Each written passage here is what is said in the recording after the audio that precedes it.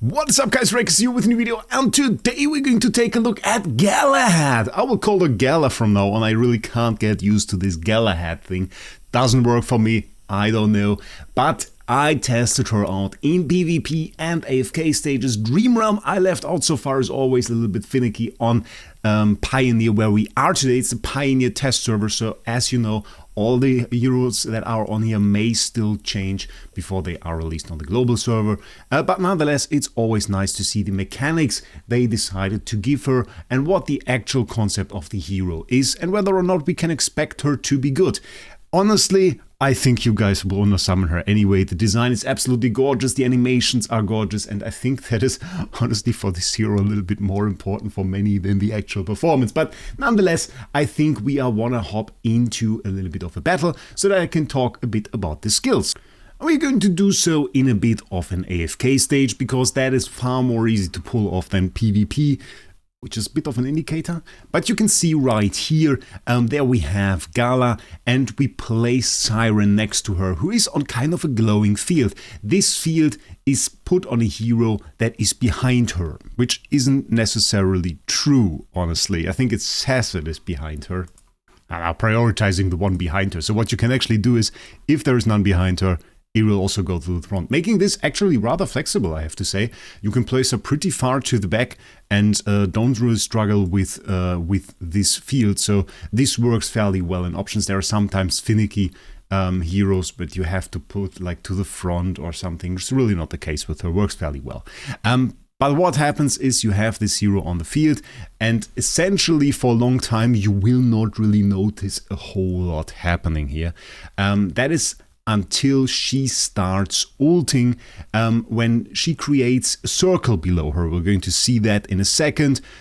Circle should be created now. Wonderful. We see the ult animation as well. Absolutely gorgeous. Definitely going to use that for thumbnail. Now you see this circle filling below her, which can happen. But the thing is, we just saw her getting absolutely countered. That is great.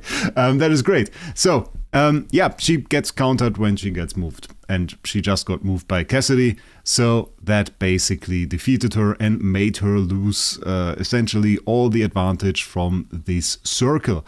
So, yeah, a bit of a sad story, honestly. Didn't plan to show her being countered immediately, but that's also cool. There is actually a way to avoid that, but we're going to get into that in a few seconds. So essentially, energy fills up, she starts making her circle, and unless she's interrupted, she's going to fill this circle up.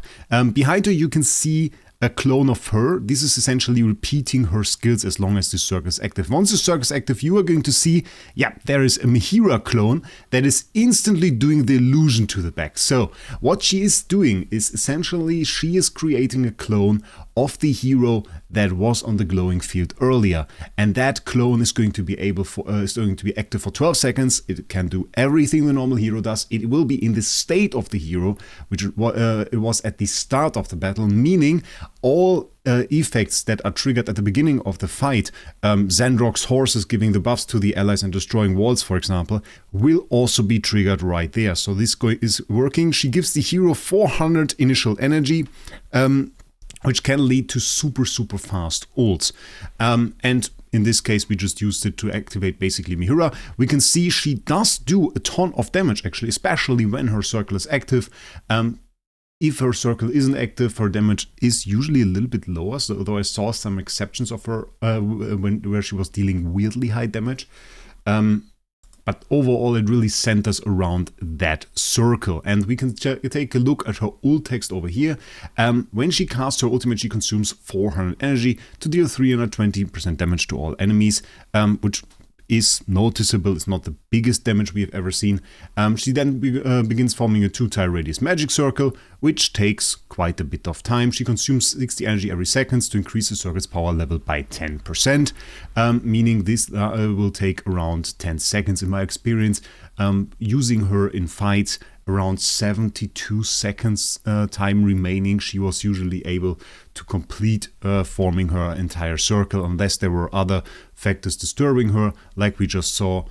She can actually be moved, which will interrupt the circle, or alternatively also when there is a Dunlinger on the field, because this is of course an ultimate skill and thus can be blocked by Dunlinger. So once this reaches 100%, she stops consuming energy, she gains 30 haste, and then we have some debuffs for the enemies. Minus 50% haste, 80% reduction in movement speed is in theory pretty cool. Most of the time you don't really have an enemy within the circle. I'm not too sure if we can abuse that maybe for some bosses, if that is a possibility, because it could theory just teleport her with something like a Rainier to the boss and then the boss would be in the circle. So that is just a theory. And then whenever she casts a skill, we will see the shadow, which we just saw, and this shadow has 60% of her stats, so will do less damage than her. But she has some interesting abilities that she can cast with that. First of all, the immobilization ability, which is CC ability right here, so 4 seconds of CC on an enemy with some extra damage. We saw HP loss here, and some people were already hyped about that, but really isn't really too noticeable, I have to say. This ability does do pretty meaningful damage. It's on an 8-second cooldown, sadly, so that's a little bit of a problem. Then, of course, we have the protection spell, so she also has some support type abilities that can be used to actually provide meaningful protection to the ally. So those two, and then, of course, we have the clone basically casting those abilities as well. Added to this, we also have to consider a Mythic Plus, where this is basically the ability that I was talking about with the shadow of the ally. So we mark the nearest ally, prioritizing one behind her, and then we have to fully form the magic circle, and then a shadow of that marked ally is summoned for 12 seconds. Even when she's defeated, this shadow will stay on the battlefield. It inherits 80% of the stats, which is quite substantial, starts with 400 extra initial energy, and as I said, some start of the battle abilities will still be cast, and we can see also we can upgrade the base stats that it inherits to 100 and later on even to 120%, which is quite substantial. It's very, very good actually. If we are talking about skills and potential combos that we can pull off with that, I tried out a few things. With Cider, I had the idea, well, if we summon another Cider and she also does ults, can we get to our ult quicker? Sadly didn't work out due to timing, so she kind of fell out. But some interesting ones that I've tried. One, we actually saw the one with Mihira a second ago. The start of the battle ability that she has is of course very, very interesting, because that is her illusion. And that will CC the enemies one more time, so that is a pretty nice ability to have right at the start of the fight. Zandrok works with the horses that destroy the walls, so you can try use that ability one more time, which is actually kind of fancy and provides a lot of buffs. So that is very, very cool. Actually, a ton of movement speed it should provide as well. But you don't get, like, the buffs of the other Zandrok ended before this one is summoned, so sadly we don't get to stack that movement speed twice, but that would have been really fun.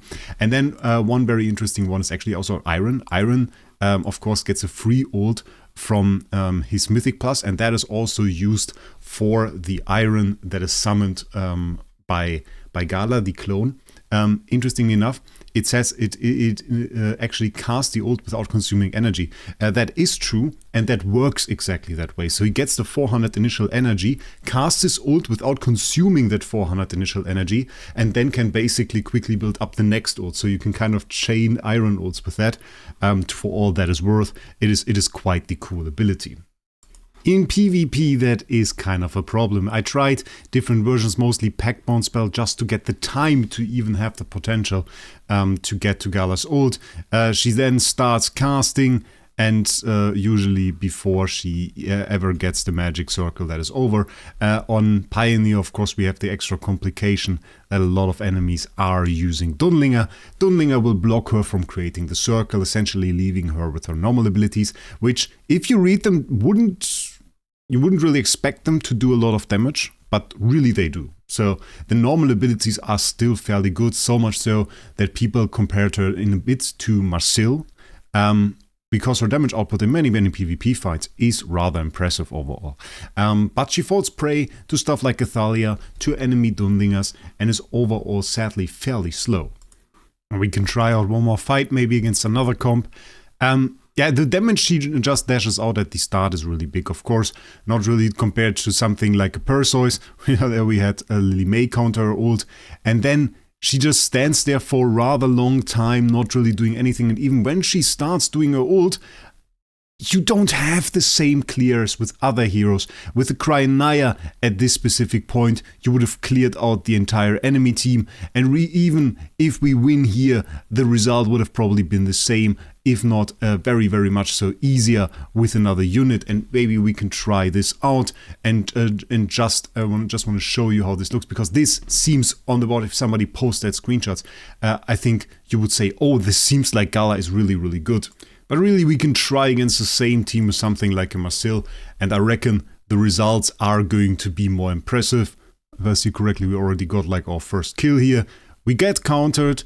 It isn't even too bad, because we still get to do big damage with our abilities, and as soon as we get to dash out the ult, you can see the difference. We don't have to build up any circle or anything.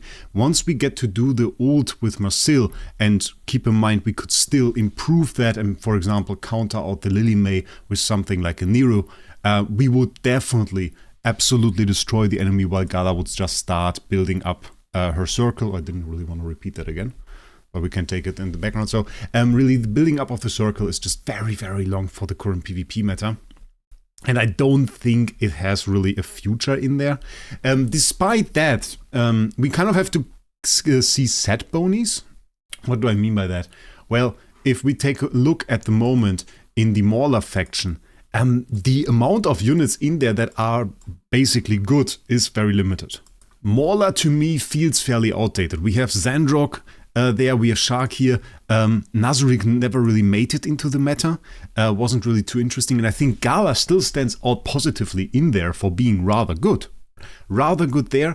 I don't think she's good enough to make it into any Supreme Arena team for me, and of course if she doesn't make it into any of the 3 teams for me in Supreme Arena, I don't really see her in Arena as well. So from the PvP side, just her being slow is like a little bit tough. We have to cover some more abilities for her, and I definitely don't want to leave that out, because you have seen we haven't really talked about the +10, but even that falls under the same problems, because it also has a condition when Galahad's magic circle is fully formed for the first time. So we have this gigantic time problem there again. Magister Merlin's skills grant stat buffs that are 20% stronger and last 100% longer.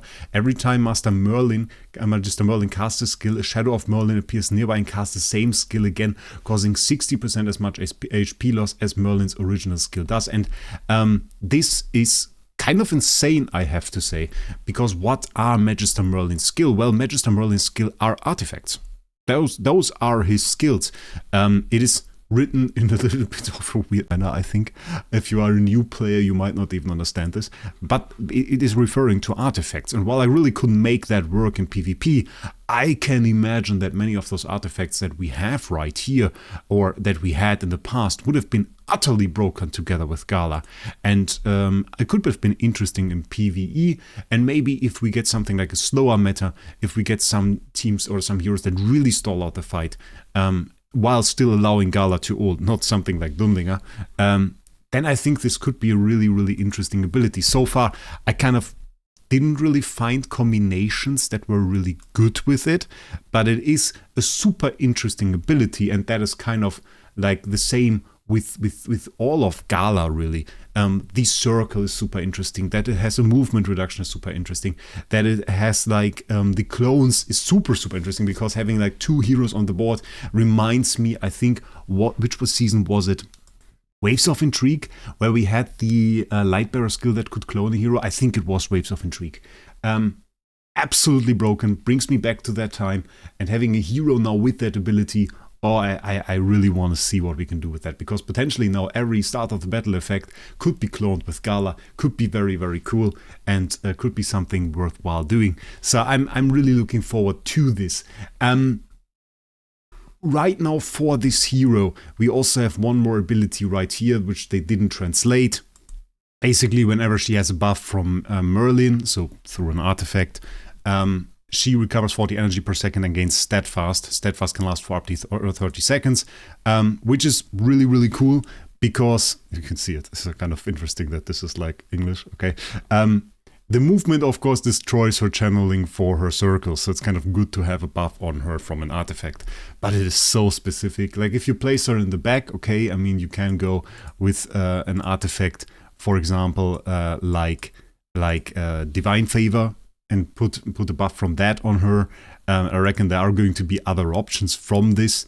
But so far, really, when I think about having something survive 20 seconds in PvP, I think of Pact Bond at the moment, because other fights are just so fast or just slow for different reasons, from a Cider or something. So for me, having a hero that has to survive that long to do something really doesn't work out at the moment. But I can see her be OP at any second. Honestly, she has so many things that really could be broken anyway, just aren't really right now. Yeah, I think honestly she's a fine summon. If you don't expect a hero that will be super powerful right now or immediately have a use, I think she's okay. It's not the worst hero to summon just because you like the design. I think it's fine, honestly. It's fine. You get a decent enough PvP unit. You get a hero that might be interesting in AFK stages in the future, depending on what artifacts we get. I can see combos with that coming up. Right now, AFK stages, I don't really see her. The damage overall is good, I guess.